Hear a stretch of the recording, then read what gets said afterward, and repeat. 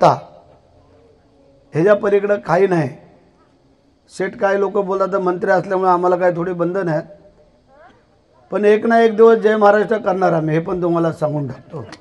हां, कारण काय आहे, प्रत्येक गोष्टीला लिमिट आहे, प्रत्येक गोष्टीला लिमिट आहे। शेठ परवा ते कुठेतरी बोलले की लोकसभेला भरत शेठनी काय केलं, म्हणजे आमचे आई वडील अत्यंत प्रामाणिक काम केलेले, म्हणजे राजकारणात नाही, कुटुंबामध्ये, शेतकरी कुटुंबामध्ये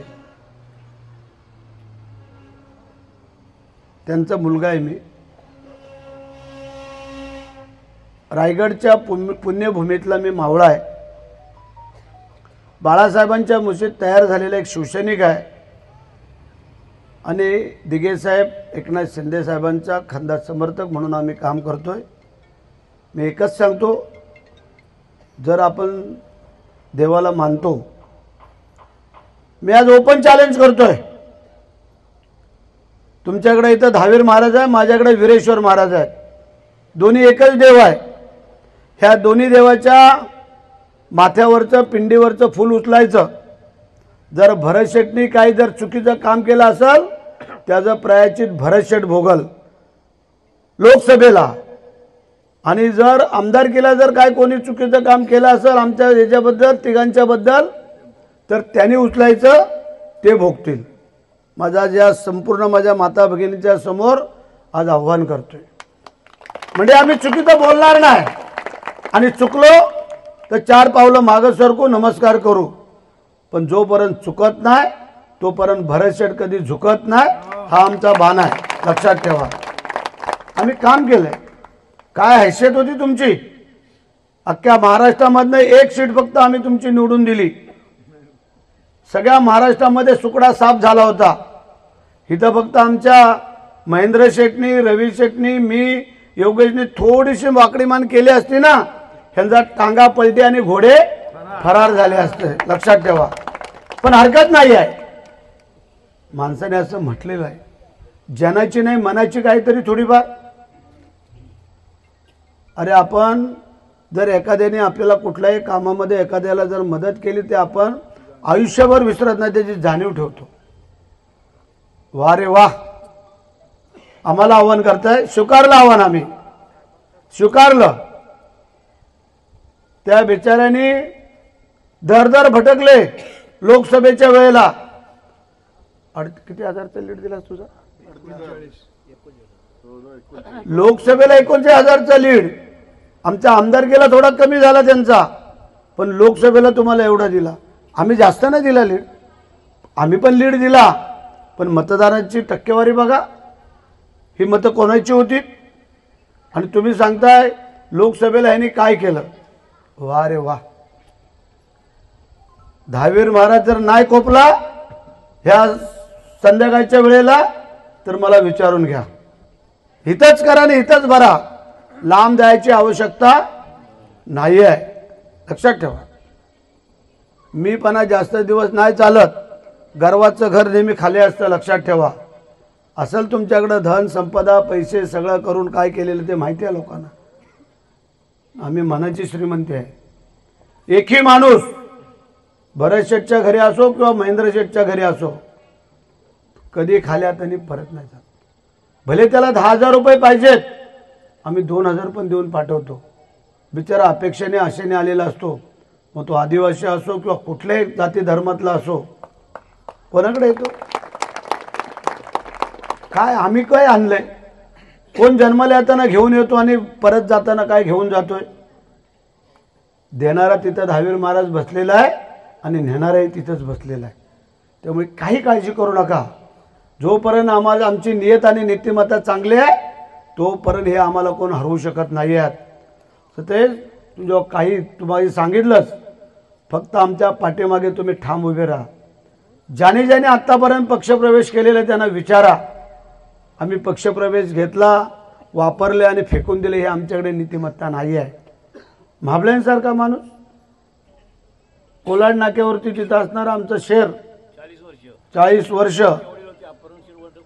होते ना. म्हणजे विचार करा, ही का म्हणजे आमच्याकडं येत आहे तो. आम्ही काय गुळ खोबरं देत नाही आहे, आम्ही माणुसकी देतोय. त्यांच्यावर कुठलाही प्रसंग आला त्यावेळेला नाही उभं राहू, त्यावेळेला सांगायचं आहे. तिकडं अलिबाग, महाड आणि तिकडं कर्जत, तिघांच्या मध्ये तुम्ही आहेत तेव्हा काळजी नाही करायची. तीन तिघाडा काम बिघाडा होऊ देणार नाही आहे. आता तुम्ही चौथे आमच्यासोबत येत आहे. आणि वकील मनोज, तुम्हाला धन्यवाद देणं गरजेचं आहे. कारण जे तुम्ही कार्यकर्त्यांमध्ये घुसून मिसळून जे काय तुम्ही त्यांना आपलंसं करताय, असंच करत राहा.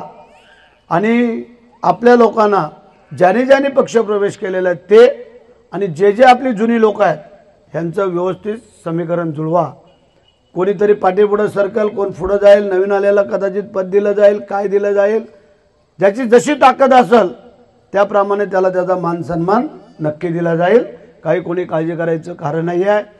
आम्हाला मला अजून आतून श्रीवर्धनची जाऊन मिटिंग घ्यायची आहे. शेठ तर मुरुडवरनं मिटिंग सोडून आलेले आहेत. रोहेकरांवरती असणारं प्रेम आणि त्या खातर खरं म्हणजे मला येणंच शक्य नव्हतं.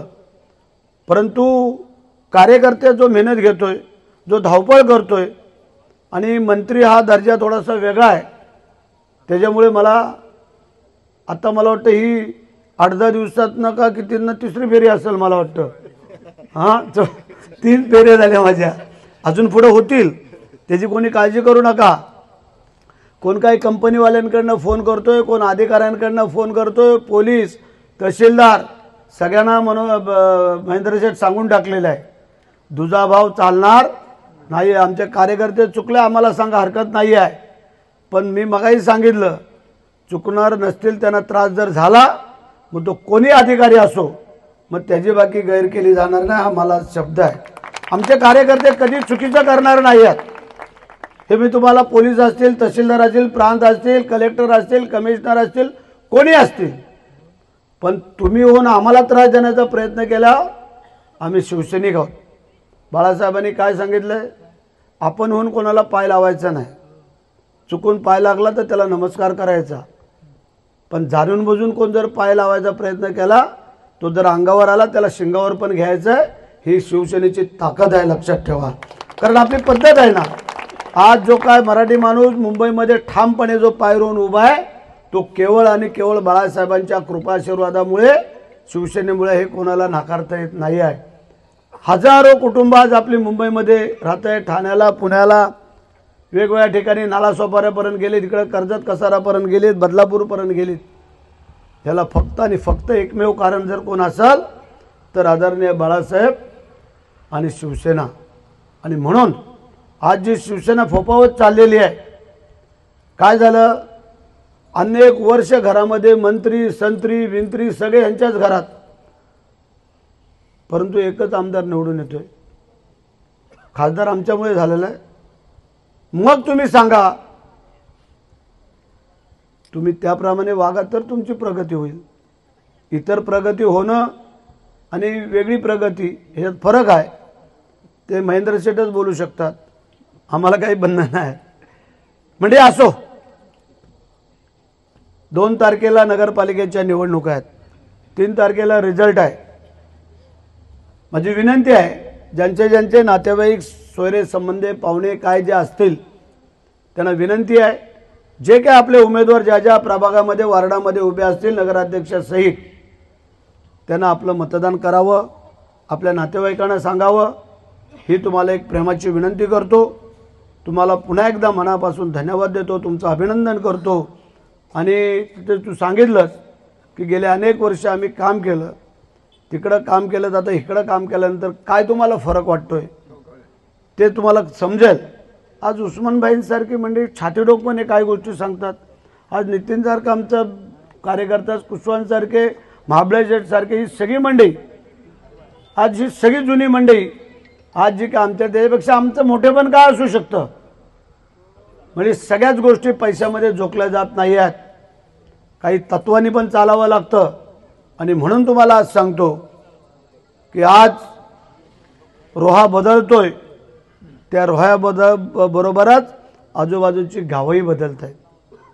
आणि निश्चितच एक ना एक दिवस अखंड रोहा तालुका बदलल्याशिवाय राहणार नाही, हा मी तुम्हाला आत्मविश्वास देतो आणि तुम्हाला पुन्हा एकदा धन्यवाद देऊन माझ्या 2 शब्दाला पुनराम देतो। जय हिंद, जय महाराष्ट्र।